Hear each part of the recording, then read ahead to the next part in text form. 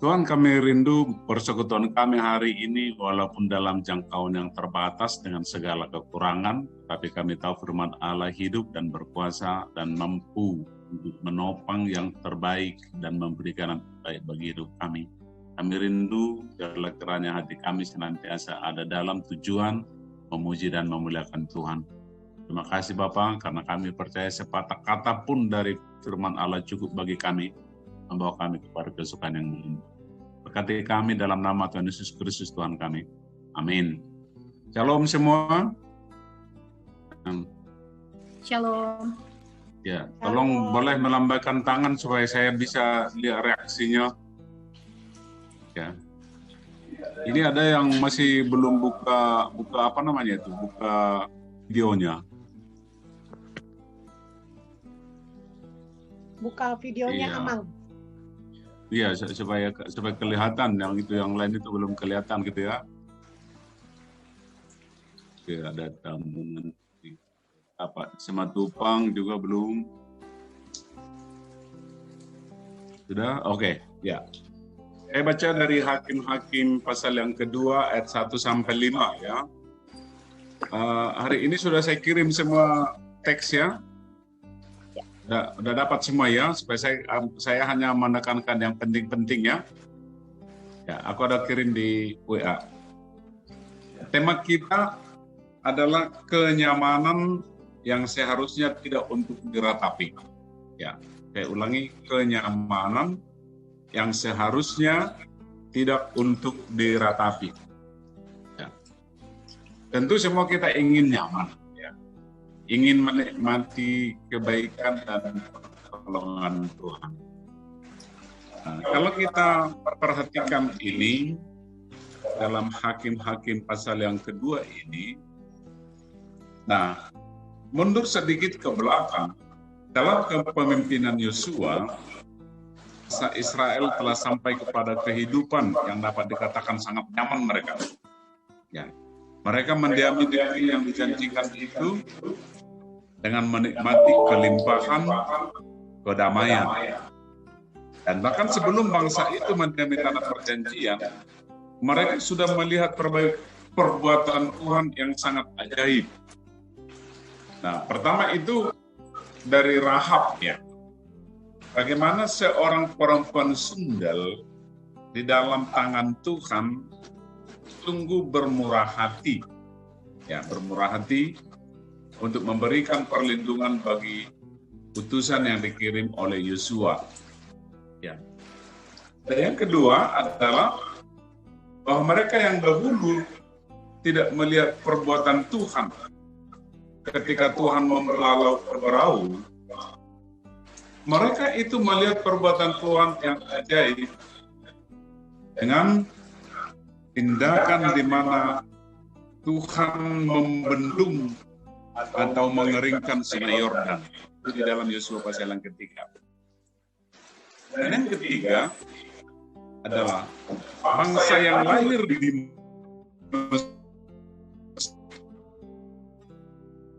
mereka bisa melakukan dengan tulus untuk menghancurkan Mesir di padang gurun, melihat kuasa Tuhan dengan meruntuhkan tembok Yeriko melalui tuban sangkakala. Nah, ini perbuatan-perbuatan Tuhan ya. Sehingga di dalam Yosua pasal 21 ayat 44 sampai 45 dikatakan di situ, Tuhan mengaruniakan kepada mereka keamanan ke segala penjuru. Ya. Tuhan mengaruniakan keamanan kepada mereka ke segala penjuru. Tepat seperti yang dijanjikannya dengan bersumpah kepada nenek mereka. Ya. Dan tidak ada seorang pun dari semua musuhnya yang tahan berdiri menghadapi mereka. Semua musuhnya diserahkan Tuhan kepada mereka. Dan dari segala yang baik yang dijanjikan Tuhan kepada kaum Israel, tidak ada yang tidak dipenuhi, semuanya terpenuhi. Ya. Nah, teks memberikan gambaran tentang perbuatan Tuhan tetapi juga pengalaman nyata yang dialami oleh bangsa Israel sejak mereka mendiami tanah perjanjian itu. Tidak ada musuh. Negeri mereka negeri yang berlimpah madu dan susu. Dan segala janji Tuhan semuanya digenapi. Ya. Nah, tapi yang terjadi adalah setelah Yosua meninggal, kenyamanan itu menjadi suatu ratapan yang itu kita lihat nanti di dalam Hakim-Hakim pasal yang kedua itu. Itu menjadi ratapan karena kesalahan mereka. Ya. Tuhan memberkati mereka, Tuhan melindungi mereka, Tuhan memberikan kepada mereka keamanan di segala penjuru. Tetapi kemudian yang terjadi adalah semua kenyamanan itu, semua kebaikan itu menjadi ratapan. Dan hal yang membuat atau penyebab semua itu dalam Hakim-Hakim 1 ayat 29 sampai 36 adalah karena mereka menambahkan kenyamanan mereka dengan menjadikan suku-suku bangsa di sekitarnya menjadi rodi. Ya.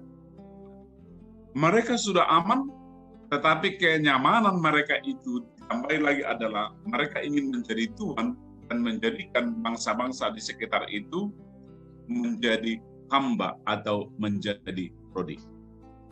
Memang menjadi satu perenungan atau pemikiran bagi kita adalah, bukankah dengan menjadikan musuh menjadi hamba atau menjadi orang yang ditaklukkan sebagai bagian dari suatu kemenangan? Ya. Kalau ada musuh kita, atau ada orang-orang yang menjadi lawan kita dan sekarang telah menjadi hamba dan menjadi rodi, bukankah itu menjadi satu kemenangan? Ya. Itulah mungkin yang ada di dalam pikiran mereka. Tetapi di dalam semua hal itu, dalam Hakim-Hakim pasal yang kedua yang sangat ditegaskan adalah Tuhan telah meminta mereka untuk menghalau bangsa itu. Dan itu dasarnya sangat jelas.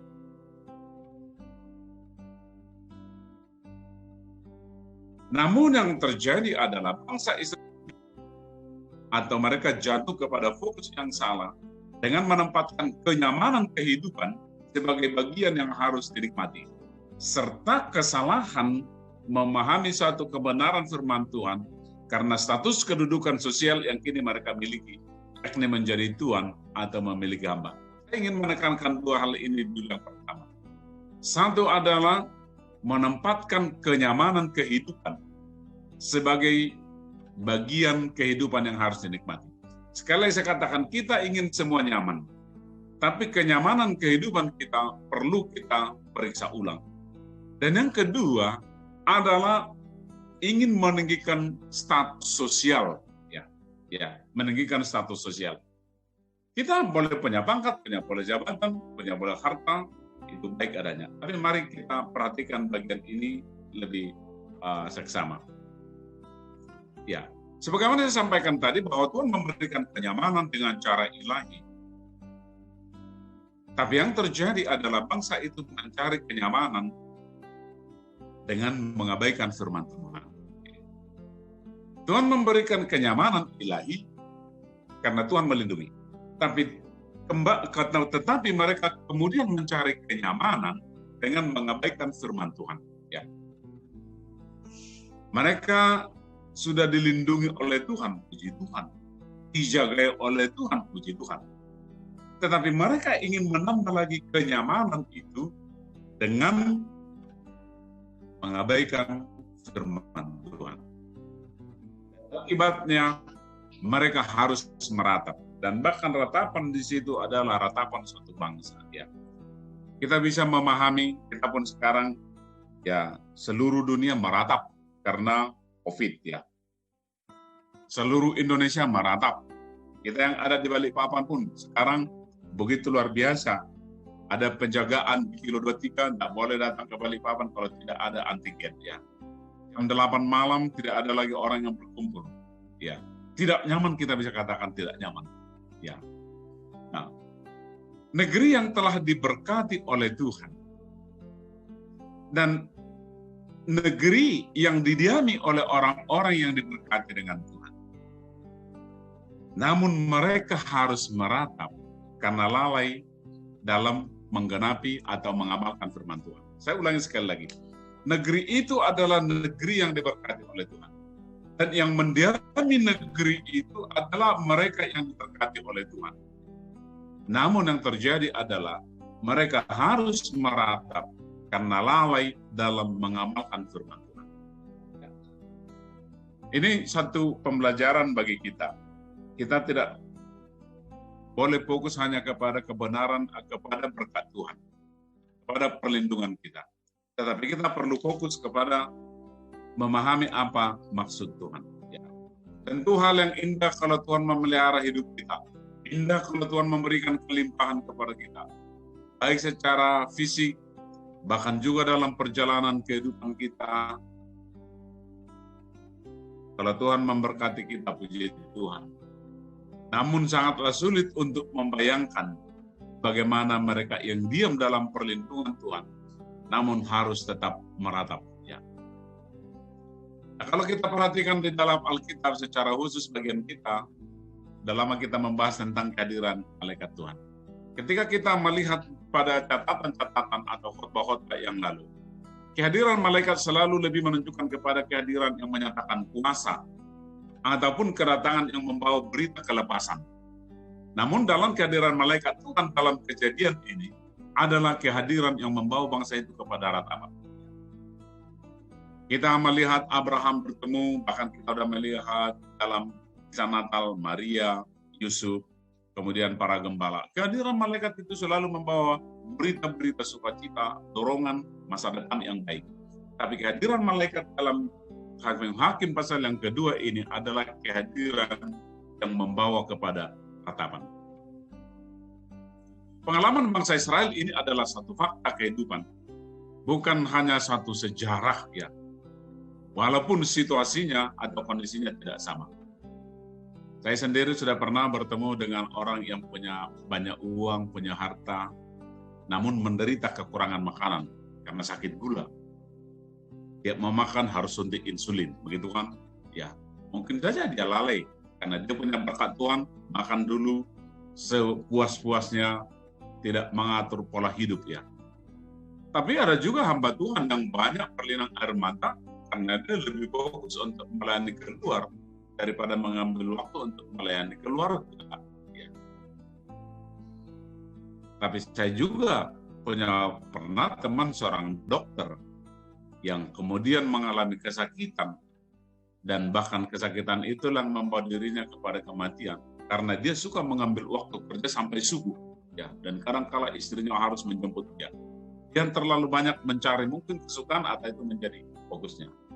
Ya, ada banyak juga peristiwa-peristiwa di dalam hidup ini yang kita perlu belajar ya, perlu belajar dari kehidupan bangsa Israel ini. Apa yang harus kita simak?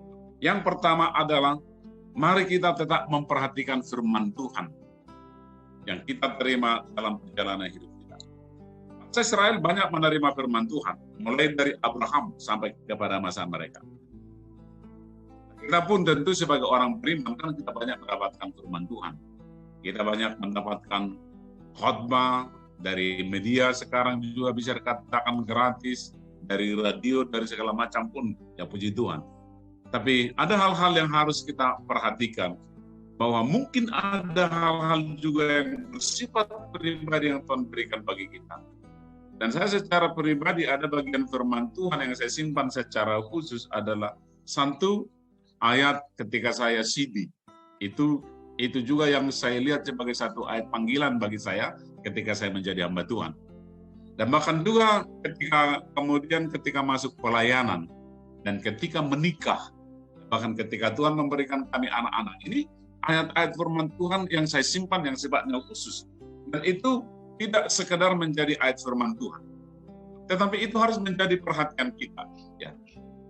Ada banyak khotbah yang kita terima, ada banyak orang yang memberikan dorongan kepada kita.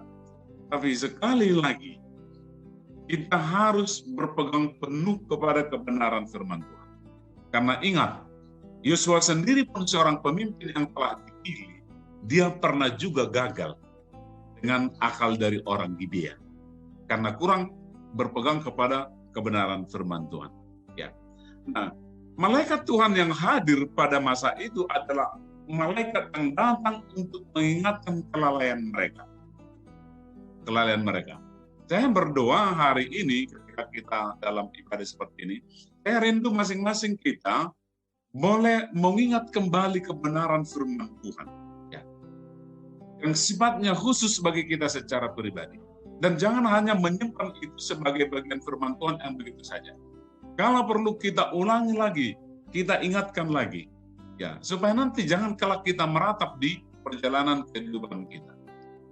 Walaupun mungkin perjalanan kehidupan kita ada pergumulan-pergumulan yang tidak mudah, tapi mari kita kembali hari ini untuk mengingat kembali kebenaran firman Tuhan. Karena itu yang diingatkan oleh malaikat itu pada hadirannya yang pertama. Nah, kita melihat di dalam kehidupan gereja mula-mula bahwa para rasul harus meminta atau mencari 7 orang lagi yang beriman, yang katakanlah yang sungguh-sungguh mengasihi Tuhan. Karena apa dikatakan? Karena tanggung jawab sosial, mereka kemudian lalai dalam mengabarkan firman Tuhan. Mereka tidak ingin bahwa hanya karena memenuhi kebutuhan-kebutuhan sosial dari umat yang dilayani, lalu pelayanan atau pemberitaan firman Tuhan terhambat. Nah, dalam masa itu yang kita tahu adalah nama Yesus Kristus harus segera diketahui oleh bangsa-bangsa Yahudi. Sehingga tugas untuk melakukan kegiatan sosial diberikan kepada orang-orang lain. Ya, dalam zaman sekarang kan bisa dikatakan kan negara kita fokuskan kepada kebutuhan sosial. Orang yang gajinya kecil disubsidi oleh pemerintah, yang kurang dibiayai oleh pemerintah. Gereja pun banyak yang melakukan peran seperti itu. Tapi sekali lagi pesan saya adalah mari kita kembali untuk mengingat kebenaran firman Tuhan, menjelaskan itu kembali kepada kehidupan kita. Dan sebagaimana saya katakan selalu, jangan sampai kita entah pribadi, entah keluarga, kita tidak mempunyai pegangan firman Tuhan dalam kehidupan kita. Apakah itu bagian dalam ayat-ayat pernikahan kita, ataupun baptisan anak kita, atau sidi anak kita, mari kita kembali kepada bagian ini. Karena Tuhan ingin kita kembali kepada itu. Yang kedua adalah salah status sosial. Ya. Seperti saya sampaikan tadi, kelimpahan dan segala kenyamanan itu kita butuhkan. Bangsa Israel mendapatkan kelimpahan yang luar biasa, mendapatkan kenyamanan yang luar biasa. Dan di samping itu mereka mendapatkan pemimpin yang sangat luar biasa. Pemimpin yang tangguh akan Tuhan. Bahkan ketika Yosua berkata pada akhir hidupnya, saya dan keluarga akan tetap berfokus kepada Tuhan. Mereka sendiri katakan juga, iya. Mereka katakan iya. Kita bisa membayangkan negeri kita aman, kebutuhan kita sehari-hari kita dicukupi oleh Tuhan, dan juga Tuhan memberikan kita pemimpin yang takut kepada Tuhan. Itu kan suatu hal yang sangat luar biasa. Dan kalau kita melihat kembali adalah ada kegagalan mereka karena masalah status sosial. Secara umum tidak ada yang salah jika kita memiliki pembantu atau yang disebut dengan asisten rumah tangga pada saat ini. Ada hukum yang mengatur untuk itu. Sehingga siapa saja dapat sampai kepada status itu. Dan Alkitab pun tidak menentang, walaupun harus disadari dengan baik, bahwa ada aturan-aturan di mana setiap orang harus peka dengan keluarga-keluarga yang memiliki asisten. Ya, saya perhatikan kita di KRI Balikpapan kan belum ada, kita sekarang punya asisten ya, cuma masing-masing mengerjakan gitu ya. Tapi dalam banyak hal kan ada juga kita bisa salah ya. Mengapa hal ini ada? Memang secara jujur kita harus katakan bahwa semua manusia sama di hadapan Tuhan. Tapi pernyataan ini juga harus sekaligus mengingatkan kita di dalam jabatan apapun atau dalam kondisi yang bagaimanapun, jika kita diam dan tinggal bersama dengan sesama manusia, harus kita sadar bahwa kita semua adalah ciptaan manusia. Dan itu yang seringkali dikatakan, manusia itu diciptakan menurut gambar dan rupa Allah. Yang ada di dalamnya itu apa? Adalah sikap penghargaan terhadap sesama manusia dengan begitu rupa. Itu sebenarnya dimaksudkan dengan paling tidak, paling inti tentang imago Dei. Ya. Tuhan menciptakan manusia menurut gambar dan rupa. Adalah kenapa? Kesadaran dalam kehidupan kita tentang menghargai manusia itu dengan baik. Menghargai manusia itu dengan baik. Karena itu yang ditekankan oleh Tuhan. Ya. Dan itulah gambaran yang harus kita buat. Status sosial kita yang paling utama adalah bagaimana kita menghargai sesama manusia dengan baik. Itu yang paling pokok. Kalau Tuhan memberikan kita pekerjaan, Tuhan memberikan kita harta, lalu ada orang yang harus membantu dan yang harus menopang kita. Puji Tuhan. Tetapi jangan pernah melihat karena ada orang yang menopang kita, ada orang yang harus membantu kita, lalu orang itu dianggap lebih rendah daripada kita. Jangan. Itu yang perlu kita jaga. Itu yang perlu kita waspadai. Kita boleh memiliki banyak orang-orang membantu kita. Kita boleh atau kita harus ditopang oleh orang-orang lain karena ada pekerjaan yang Tuhan berikan bagi kita. Itu puji Tuhan. Ya. Tapi sekali lagi bahwa status sosial kita adalah status sosial sebagai ciptaan Tuhan. Ya. Karena apa yang dikatakan oleh Amsal adalah Tuhanlah yang membuat seseorang kaya dan Tuhan juga yang membuat orang miskin. Dan yang membuat orang kaya dan orang miskin bertemu adalah Tuhan. Jadi ketika kita dalam hidup ini, karena status atau karena tanggung jawab kita, lalu kita bertemu dengan orang-orang yang status sosialnya lebih rendah daripada kita. Ini harus kita lihat sebagai satu pertemuan yang dimungkinkan oleh Tuhan. Kita jangan berhenti karena ini punya jabatan, ini bawahan. Tidak. Saya pimpinan, itu bawahan. Tidak. Tuhan memberkati kita, dan Tuhan memberikan berkat lebih sedikit kepada orang lain, lalu mereka harus membantu kita. Sekali lagi, kalau kita bertemu, itu adalah karena Tuhan. Sehingga setiap pertemuan sesama kita lihat sebagai suatu anugerah Tuhan. Dan itulah status sosial kita yang paling indah. Ya, status sosial kita yang paling indah. Sama dengan kita dalam hidup ini. Tuhan memberikan kepada kita anak. Tuhan memberikan kepada kita keturunan. Itu satu anugerah Tuhan. Itulah status sosial kita. Ya, status sosial kita. Ya. Status sosial dan peninggian status sosial bukanlah tujuan pencapaian yang harus kita kejar. Apalagi ingin duduk di atasnya. Ingat apa kata Tuhan Yesus. Siapa yang hendak menjadi Tuhan, haruslah melakukannya dengan sikap seorang pelayan. Itu kebenaran firman Tuhan. Ya. Tidak ada. Dengan ini kita selalu berpikir, sebenarnya dalam hidup ini, siapa sih kita? Ketika kita Tuhan dan ingin mendapat status yang lebih tinggi, maka Tuhan mengajak kita harus berhati seorang pelayan. Kehidupan Kristiani kita adalah kehidupan untuk melayani kebutuhan sesama. Dan bila kita sampai kepada tujuan itu, maka sikap dan tujuan itu Tuhan akan memanggil kita sebagai hamba yang baik. Nah, status tertinggi orang beriman bukan pada harta, bukan pada jabatan atau pada tingkat pengetahuan, tetapi pada pengabdian, yaitu pengabdian sesuai dengan perintahnya. Mengasihi sesama seperti diri sendiri. Itu yang kedua. Dan yang ketiga adalah tentang iman yang murni. Ya. Kali lagi saya katakan tadi, Tuhan menggenapi segala janjinya kepada bangsa Israel. Semuanya itu dipenuhi. Tidak ada satupun yang dilupakan oleh Tuhan.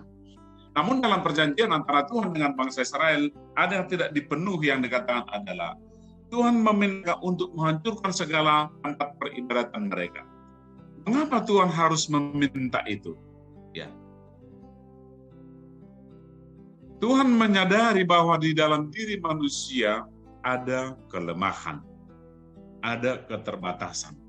Tetapi Tuhan juga ingin mengingatkan bahwa di balik ibadah-ibadah yang dilakukan oleh suku-suku bangsa di sekitarnya, ada kekuatan-kekuatan dan ada sesuatu yang bisa menjebak mereka dan bahkan mengikat mereka kepada penyembahan berhala. Kita misalnya melihat apa yang salah dengan Salomo. Semua kita akan berkata, Salomo gagal karena peribadatan. Tapi peribadatan Salomo dimulai dari mana? Adalah karena dia mengambil istri dari suku-suku di sekitar. Salomo orang yang paling berhikmat, orang yang paling berjaya, pun bisa gagal dalam kemurnian iman. Nah, dalam melihat iman yang murni, Mari kita mengingat kepada pengorbanan yang telah dilakukan oleh Yesus Kristus, di mana dia mau merendahkan dirinya, mengambil rupa menjadi seorang hamba, dan rela menyerahkan nyawanya menjadi tebusan bagi banyak orang. Iman yang murni harus ada di dalam kasih itu. Kerendahan hati, kemauan untuk berkorban, tetapi juga adalah untuk memikirkan nasib orang lain. Sekali lagi, itu iman yang murni. Kemauan merendahkan hati, kemauan untuk mengorbankan, tetapi sekaligus juga adalah kemauan untuk memikirkan yang terbaik. Bukan masalah penyembahan kita dengan bahasa roh, bukan. Itu tidak salah, itu baik. Ya, tetapi kita perlu bersikap merendahkan hati sebagaimana dilakukan oleh Tuhan. Tetapi juga pengorbanan, tetapi sekali lagi adalah pikirkanlah selalu yang terbaik bagi orang lain. Ya. Mengasihi sesama seperti diri sendiri itu hal yang mutlak. Dan dalam kemutlakan itu, hal yang harus tetap kita ingat dan harus kita usahakan adalah mengabarkan Yesus kepada mereka sebagai bagian yang menyatu dengan kehidupan kita. Nah, saya katakan tadi, kerendahan hati, kemauan untuk berkorban, dan memikirkan nasib orang lain. Dan ketika kita memikirkan nasib orang lain, supaya mengalami seperti yang kita alami, tidak dapat dilepaskan dari kita mengabarkan Yesus Kristus kepada siapapun yang patut untuk menerimanya. Keberagaman kita bukanlah untuk mengajarkan agama, tetapi untuk mengajarkan keberadaan Tuhan, sebagaimana hal itu disampaikan oleh Paulus. Sehingga Paulus katakan bahwa bukan diri kami yang kami beritakan, tetapi Yesus Kristus. Kenapa? Dalam memberitakan Yesus Kristus, tidak ada agama atau kepercayaan yang direndahkan. Tetapi adalah berita yang memberitakan tentang tindakan Yesus yang meninggikan manusia dengan perbuatannya, yakni membuat hati manusia menjadi terang. Itu dalam 2 Korintus 4 ayat 5-6. Nah, Paulus katakan, kami tidak pernah memberitakan diri kami. Tapi sekali lagi saya ulangi, ketika kita mengajarkan keberagaman kita atau agama yang kita imani, itu bukan kita ada tujuan merendahkan agama apapun. Tetapi yang ada adalah kita memberitakan tindakan Yesus yang meninggikan manusia. Ya. Dengan perbuatannya, yaitu apa? Membuat hati manusia menjadi terang. Penginjilan itu adalah untuk membuat hati manusia terang. Dan kemurnian iman kita itu adalah bagaimana di dalam hati kita, orang yang di dalam gelap harus sampai kepada terang. Itu iman yang saya katakan, iman yang murni. Atau kepada itulah satu ukurannya. Iman kita murni adalah ketika kita membuat hati manusia menjadi terang. Dan Tuhan mengetahui jerat yang terbesar dalam kehidupan beragama adalah konsep Allah dalam agama. Konsep yang salah hanya dapat dihindarkan dengan tindakan menjaga kemurnian iman. Tidak perlu berdebat dengan siapapun akan konsep keagamaan.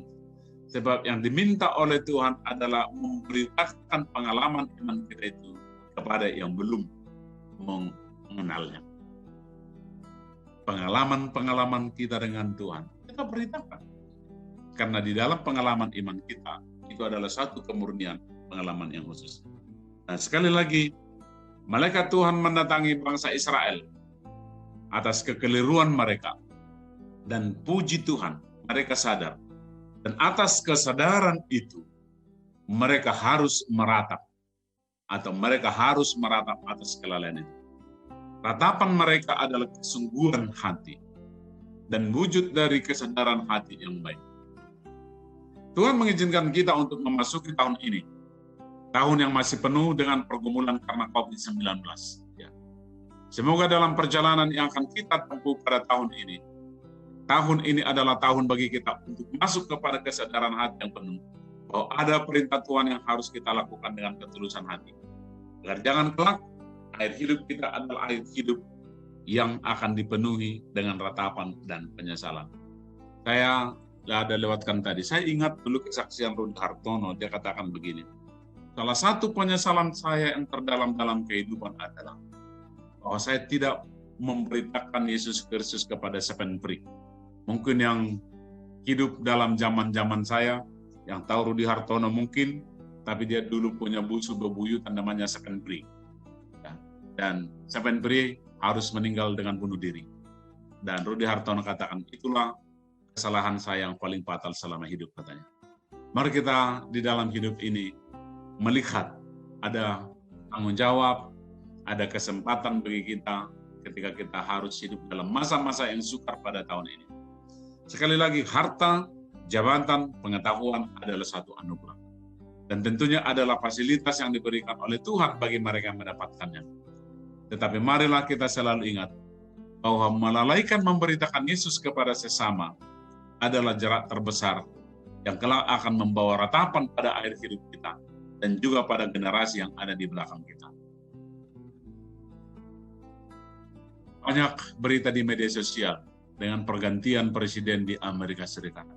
Mungkin kita juga sudah melihat, entahkah itu namanya di kabinetnya, LGBT sudah disahkan, dalam jabatan-jabatan khusus sudah ada orang-orang transgender, yang bagi kita selaku orang beriman hal-hal yang sangat bertolak belakang.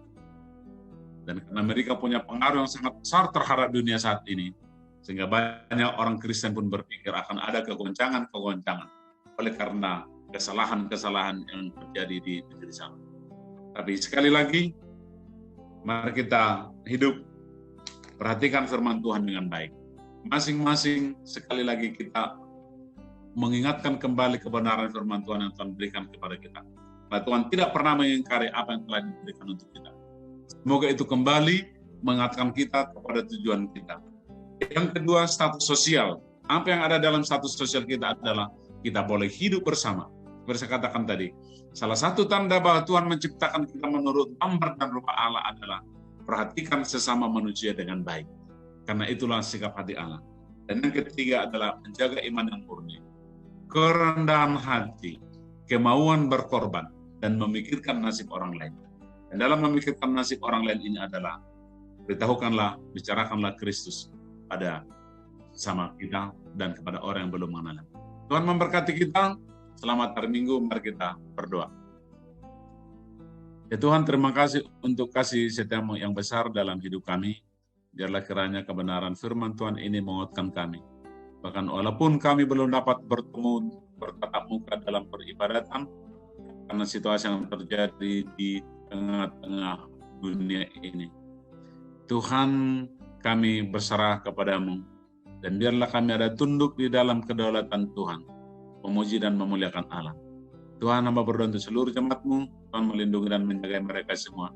Jauhkan dari segala sakit penyakit, berikan kekuatan serta kesukaan dalam hari-hari yang ada. Biarlah kiranya anugerah Tuhan tinggal serta dengan kami. Kasih setia Tuhan membangun kami dalam kasih. Terpujilah nama Bapa, inilah doa kami dalam nama Yesus Kristus Tuhan kami. Amin.